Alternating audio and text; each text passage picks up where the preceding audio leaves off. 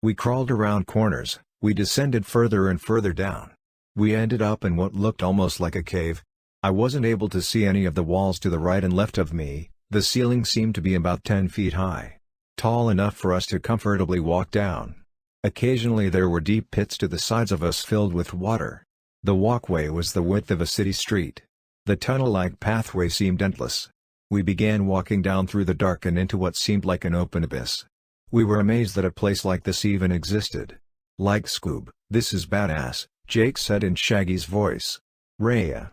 I responded as Scooby. Something else we learned while at Camp Verdict was to keep a level head and to keep the crew spirits up. It felt good to be laughing again. We all agreed that after another hour or so, we should start thinking of going back up. We had a lot of equipment but not enough to comfortably stay for an extended period. We figured it would be smarter to pack for this and come back. We all agreed to explore for a little while longer before heading out. After 10 more minutes of walking, we rounded a corner to see a tiny flicker, about hip height, off the side of the walkway. A whistling could be heard from its origin. It was a man, sitting on a log in jeans and a coat. He had a clean-shaven face and was very handsome. He was pale white, bald and with no facial hair. He was smoking out of a tobacco pipe. "Hello sir, this is Kendall, this is her boyfriend Jake, this is Ed and this is my girlfriend Ashton, my name is Forrest," I said as he stood up to shake our hands. He was old school, he kissed the hands of the women and sternly spoke with the men. He had an aura to him that was very humble, very calm. We all lit our cigarettes and passed around the whiskey. He was easy to get along with, he was funny, he spoke more proper English but had dirty jokes that would even make a nun laugh. We sat with the man through a couple of cigarettes. "I didn't catch your name, sir?" I said as I handed him the whiskey. "My name is Jim," he said, locking eyes with me before taking a swig from the bottle. "You know, the one thing you can't have in a place like this, is fear. Fear drives people to do things they normally would not. If you are lost, build a fire and wait for the morning. Giving in to fear will get you hurt, my friends," he added. He got up and told us to walk a little up pathway while he put out the fire. After about 15 feet we stopped and waited for Jim. I heard water hitting the ground followed by a sizzle from the fire. I turned around to find him pissing on the flames. Eventually, the fire went out. He zipped up his pants and walked towards us. He had no flashlight. After some discussion, Jim agreed to lead us out of the tunnels. We held our candles as we walked through miles worth of corridors and passageways. There was no telling where it was coming from, but you could hear sobbing time to time. No one said a word, but one by one I watched every one of us turns around complaining if they were grabbed or their coat was yanked on. Every now and then I would feel the pressure on my hand, but now he was modestly pulling me along the tunnel. As eerie as it should be, it was almost comforting to know Jacob is also with us. Eventually, the path opened up into a colossal-sized cavity. This time the ceiling was at least 30 feet tall. Once inside, we could feel the emptiness of the space. Every now and again, a gust of wind would pass through us, subtly howling by. We walked through the dimly lit cavity for a few minutes before reaching the other side. From a distance, we saw a faint glow coming from in the opposing stone wall. It looked like a yellow dot from where we were standing. Eventually, we got closer to see there was an old iron lamp mounted on a brick wall with a yellow bulb. The wall lamp had no shade around the bulb. The glow illuminated a street sign and a bus stop bench that sat next to the pathway. Under the wall lamp was an opening about 6 feet tall and 3 feet wide. It was an entrance to another part of the corridors. It was dark, but Jim seemed to know where he was going. The sign over the entrance read, "Guia, com, ingredientibus, retulus, ad, acquire, commerciu, circumdatus, nulla, pretium." Jim looked back at us to explain. "For ye who enter here, have proven themselves unworthy. Fools who desire to obtain intercourse, no matter the cost of the recipient." We walked through the entrance in the break and walked down a long set of stairs. The stair went on for what seemed like miles. The stairs turned into metal, and then into concrete. The path led us into a subway tunnel with extremely faint, dim lighting. We were all no strangers to this station. It looked as if it were the exact subway station that Aston and I used in Merlot, but something about it was off. We are at least 40 miles from Merlot. There should not be a subway station down here, weathered and without any lighting. Plus, we were nowhere close to Merlot. Once inside we followed Jim down the tiled platform, through the pillars, and towards the other side. A few minutes into walking, the sound of music could faintly be heard from somewhere around us. It sounded far away but echoed through the station. It sounded like a large wood body string type instrument. Almost like a cello. Ashton grabbed my hand and wrapped her arm around mine, digging her nails into my coat. This subway station has a deeper meaning to Ashton. Sitting on the platform, we saw a figure in the distance. We began to hear moaning and mumbling echoing faintly. When we were about 30 feet away, we shined our lights on a man sitting with his back against the station's wall. There was a leather belt around his bicep. The orange cap to his diabetic needle was between his teeth. There was a needle still sticking out of his arm, the syringe completely filled. He had not pushed any into his system yet. His pants were around his ankles, his underwear was around his ankles as well. One of his large hoodie sleeves was rolled up to his shoulder. The man had dark eyes and a blank smile. He would mumble to himself and then smile. His head bobbled left to right before his eyes landed on us. We knew right away who it was. It was Brock. This was Ashton's assailant. This was the man that had his way with Ashton when she was homeless. The one who pushed heroin into her system when she was unconscious. This is the man that raped my girlfriend. Hello, Ashton. His words were slurred, his voice very broken and deep. Ashton walked up calmly to Brock. His face covered in dirt and smudge. His fingernails were dark and stained. A lighter and a charred metal spoon laid next to his leg. Ashton knelt down to eye level, looked the man in the face, while calmly grabbing the syringe. She inserted the needle into the man's vein, pushing everything into his system. She then removed his makeshift tourniquet.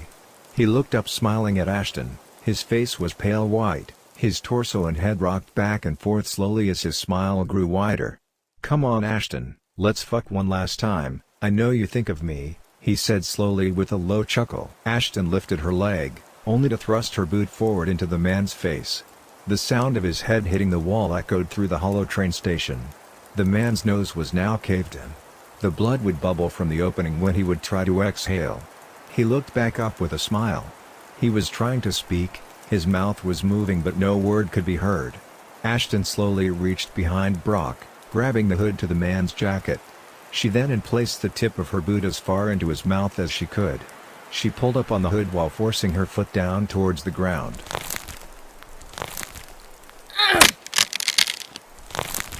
The man's jaw has become completely dislodged from his face and hung to the side, connected only by a sliver of muscle tissue. His tongue fell onto his chest, his head slumped forward. Ashton bent down and untied her boot. I was not sure what I should have done, but I stood frozen as we all watched her. Tears ran from her face as she took her boot off of her foot. She stood over Brock as he tried to pick his head up. Ashton let out a grunt before swinging her steel-toed boot into the top of Brock's head. She did this 3 or 4 times before I ran up and grabbed her before she swung again. I held her as she cried hysterically. The rest of the group started forward at the body. They know what happened to Ashton. They know how deep this was, they know it severely affected her life, they knew she was hiding all that pain under the surface. Ed nodded slowly, almost like he understood and accepted why. None of us were upset, none of us blamed her. If she was going to go down for doing this to him, then I am sure we were all going to go down for it. Jim had a smile on his face, almost looking pleased by what just took place. Do not feel guilt, do not feel regret. Rectification is the key, my friends. Rectification will guide you out, he said, walking by us. Jim then walked up to the man's body. His skull was caved in, the contents of his head had made their way out onto the floor beside him. Jim turns around towards us, only illuminated by our flashlights, and says, "If you're open to suggestion, I would have placed branches through his eyes, then his soul would not be able to see once he's brought down." "Brought down where?" Kendall asked softly. "To the below, little one. There is a special place for people like him in the below," he said before turning to walk further down the platform. Ashton stood up and grabbed the bottle of whiskey from Ed's hand. She then chugged from the bottle for a few seconds before handing it to me. I held her for a few moments before we started walking away from the body. We caught up to Jim, who was walking under one of the few ceiling lamps in the whole station. Surprisingly, it was flickering with a small amount of light. The melody was getting louder. The platform was empty. Another gust of wind passed by us. A few minutes later, we reached a large stone dirt wall at the end of the platform. On the wall was a yellow glow from a light bulb illuminating another stone slab reading, Nam, Omnes, Key, Ingredienture, Ut, Hic, Habi, Cupio, Satisfacier, Alii, Egestate, Mendicare. The slab was placed over a small hole in the ground accompanied by a ladder. Jim looked over at Ed with a small grin and said, "For thee who enter here are full of selfishness and gluttony no matter the toll it takes on others." He then walked over to the opening and began down the ladder. We all climbed down this long vertical shaft that descended at least 200 feet. We started down another colossal set of stairs before having to go down another ladder. We dropped into what seemed like a small dark space. We all stood next to each other shoulder to shoulder as I ran my hands along the walls. "Let's all grab some candles," I said aloud. One by one we all unzipped our backpacks and brought out a candlestick. I grabbed a lighter and lit them all. The room we were all standing in was about 7 feet by 6 feet. The 6 of us, including Jim, were all pretty close together. I brought my candle flame to the wall to find that it was made of wood. I found a handle, I turned the handle and pushed, the door opened to a room. The power was on, the lamp on the nightstand was on, so were the hallway lights outside the open room door. Naturally, there were not many lights inside the building. The halls and rooms were dark to begin with.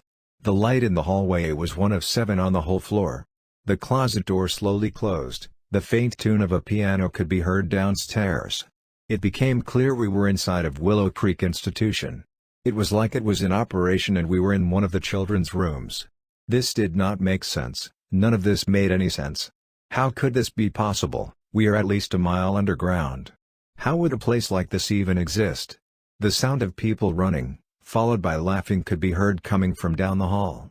We all shined our light in the doorway leading to the hall. A naked boy with Down syndrome ran by the doorway laughing playfully.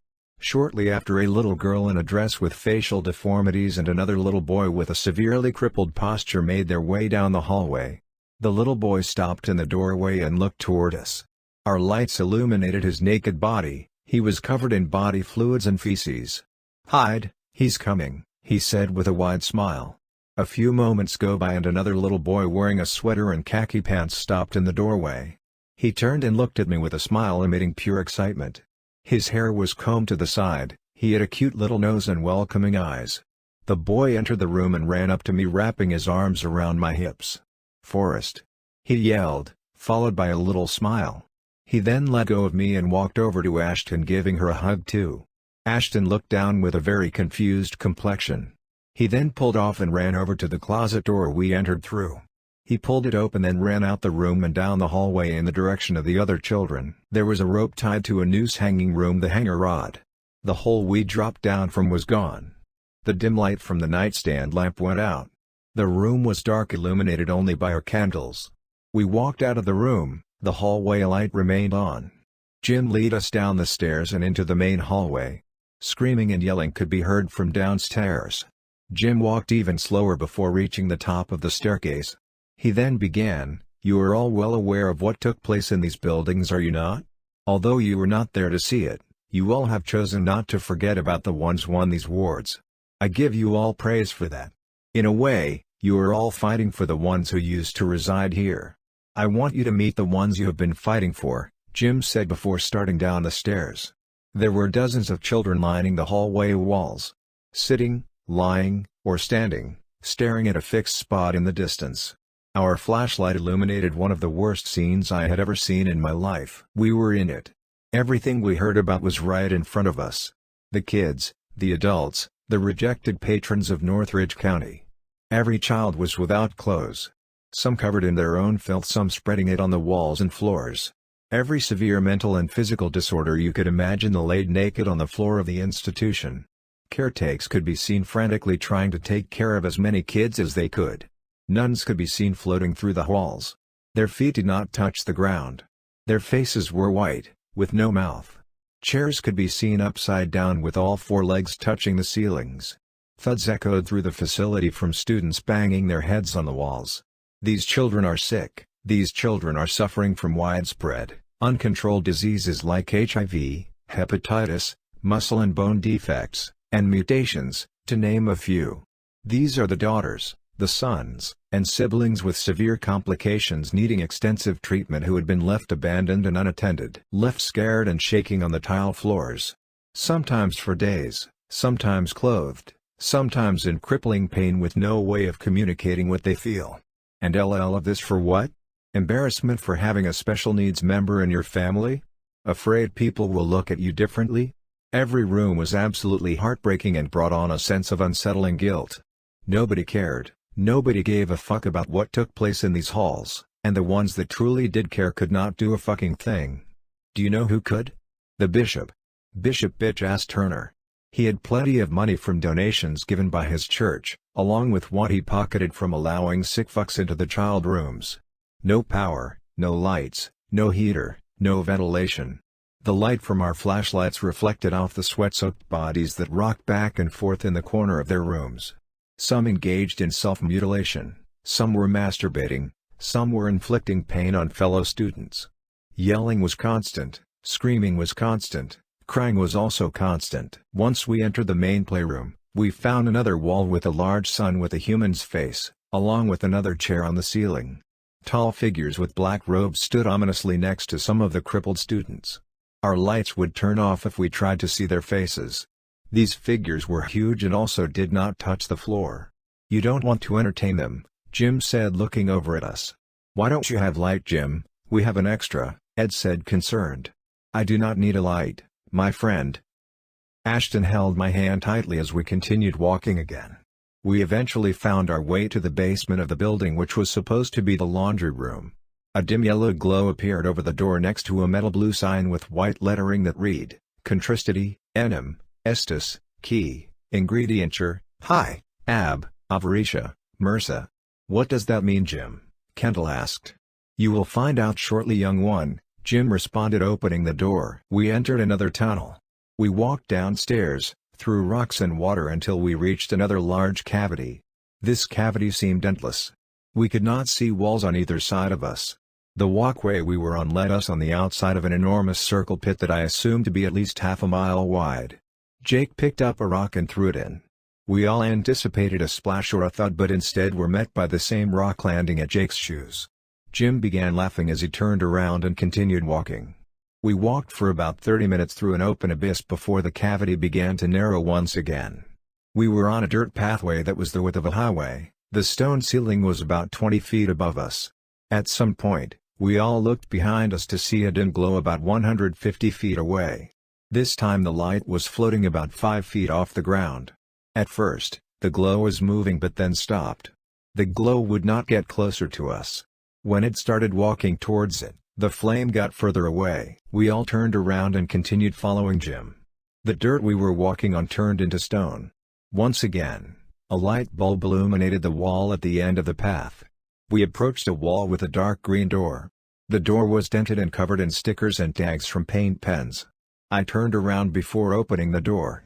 I could see that the glow had gotten considerably closer to us. I shut the door behind us and followed the group down a hallway that opened up into a dark room. Our candle lights showed piles of staging equipment and old electronics leaned against the inside walls. The smell was horrid, something I've never smelt before, that smelt of charred wood and rotting meat. We opened another door that led to the back of a stage. The room was dimly lit, the walls were almost black. We were all standing in the center of the stage, looking out into the crowd. Ed took out his flashlight and pointed it towards the seats. We could see smoke emerging from dozens if not hundreds of charred bodies sitting in their seats. Some were piled by the doors, some in the aisle, but the majority of the audience died burning in their seats facing the stage. Kendall began crying as she stared at a woman in a dress, not breaking eye contact with Kendall. She was facing the stage, 4 rows in front of us. The woman began speaking. "You knew, Kendall, you knew, didn't you, sweetheart? You were warned long before we suffered. You could have done something, dear. You could have pulled that alarm, but you didn't, did you, dear?" The women said, watching us. Stop talking," Kendall said as she began to cry harder. "You could have done something, Kendall, you could have done something and you didn't," the woman said before sitting back down in her seat. "What is that?" sounded from Jake. We turned around to see the glow from before making its way from backstage. The glow we were seeing was a large flame. We all watched the flame turn into 5 smaller flames. One of those flames could be seen slowly drifting towards the curtains behind us. The curtains began to burn. It wasn't long before the entire back of the stage was engulfed in flames. We ran to the edge of the stage and jumped off into the main aisle. We stepped over the charred and decomposing bodies that lined the floor. We ran out of the theater's entrance and into the street. We were coughing from the smoke. "Where is Kendall?" Ashton asked. No, Kendall," Jake yelled as we all ran back to the doorway of the theater. Kendall was still inside. Her feet were stuck to the stage. No matter how hard she tried, she could not get her feet from the wood. Almost as if the stage was holding on to her. She was surrounded by flames. Her hair and clothes were the first to catch fire. They burned with the intensity of dry tall grass. Her skin and fingernails began melting once her flesh caught fire. It wasn't long before her entire body was engulfed in flames. Her mouth dropped open, her eyes began to swell. The walls and the theater seats began to catch fire, quickly making its way towards us and the theater entrance. Jake walked backward, completely looking helpless and broken. He backed into the street and fell onto the asphalt. He started screaming and crying at the top of his lungs. No, Kendall, baby, no. He began punching the ground as hard as he could. No. Get your fucking hand off of me. Fucking stop. Leave me alone. Jake screamed. Ed, Ashton and I stood watching him from afar. No one was touching Jake, there was nothing we could do. We all sat on the curb and cried, listening to Jake let out every bit of emotion he had in him. We were all hurting. We were all sobbing. Everything just became very, very real. We need to get out of here, we need to go now. Kendall is gone. We are running out of supplies. Jim was nowhere to be found. We looked for him everywhere while the theater continued to burn. Jim was gone. He had left us. We were left on our own to figure a way out. We built a fire in the center of the street out of sticks and trash and sat with Jake. He periodically would start to go through the pain. After about an hour, we started to face our harsh reality. We got up and began walking down what looked like the city of Merlot. There were almost no working lights. About 40 feet above us was a ceiling of rock. Many streets lead into a dirt wall, so we continued straight down the main street. The streets were empty. The sound of wind could be heard now and again. A melody could be heard after a few blocks.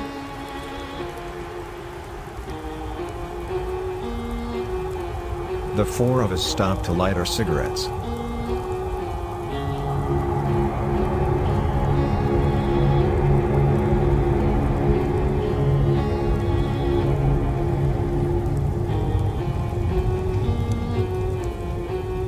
The sound of a large horn echoed through the streets.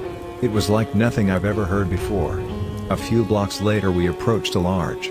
It was completely dark. Once on the other side, we noticed road lamps that illuminated the two-lane road. A large sign above the road read, Contristity, Enim, Estus, Key, Ingredienture, High, Movement, Irum, Pura. The road went on for a few hundred feet before opening up to what looked like Jericho. The rock ceiling was now 50 to 60 feet above us. The tall pine trees lined the side of the road along with tall street lights. It was snowing. We were not sure how this was possible, but it was snowing. A thin blanket of snow layered the road. We walked for miles until we rounded a corner. We saw what looked like a body laying on the road. Ashton and I knew immediately who it was. It was him. It was the boy that ran off the cliff that night. The contents of his skull laid scattered next to him. His arm and leg were bent in several directions. His chest was swollen. We looked up to find a large rock on the side of the mountain about 300 feet above us. We could faintly see emergency lights reflecting off the mountain adjacent to the large rock. "That looks like your truck," Ed said aloud. "I know, we can't stay here, let's keep going," I said as I began to walk faster down the road. The dim glow appeared from behind us once again. Levitating about 80 feet behind us. We walked as fast as we could down the road. We saw blue, red and yellow emergency lights flickering from the distance, slowly making their way down a road and towards us. An ambulance and a fire engine drove past us. The fire crew had no idea we were here, but when the ambulance approached, Metaclamia looked out the window, giving a small wave to Ashton and I as they passed by. We walked faster away from the scene and away from the glow. My heart began racing, How is any of this even possible? What the fuck is going on? We walked quickly through the snow and around another corner. Off in the distance, we could see an abnormally tall billboard on the side of the road. Once we got closer, we were able to see that the board had an advertisement that said, "Does your wife tell you, you need anger management? Call 1-800-GET.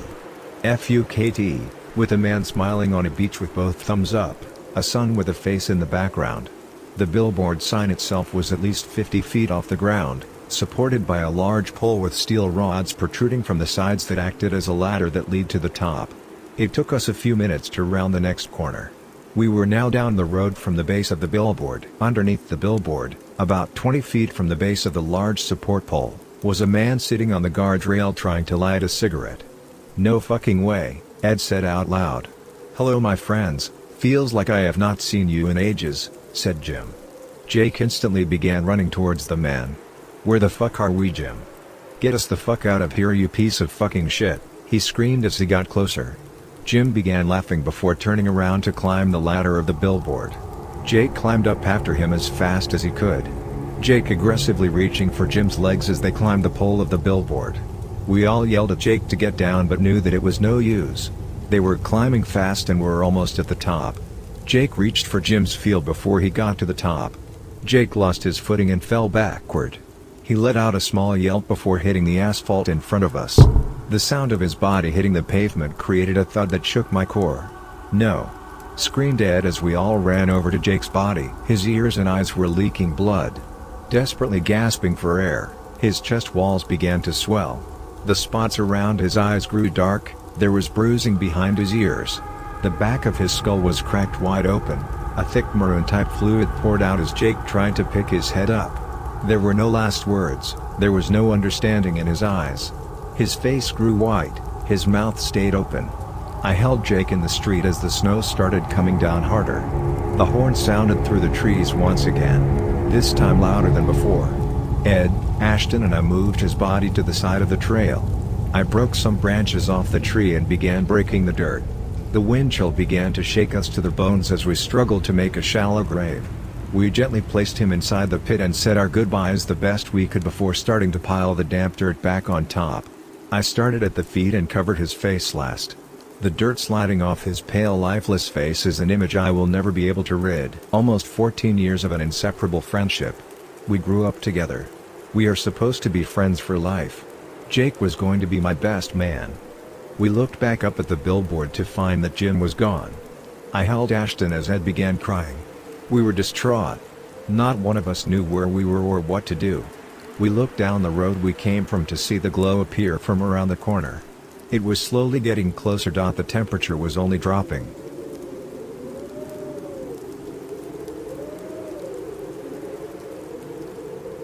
We had no choice but to keep going. I walked over to Jake's backpack and took the supplies we needed, then put them in our packs. We took out our flashlights and kept walking. We rounded the next bend and continued down the road. The three of us were quiet. The three of us were numb.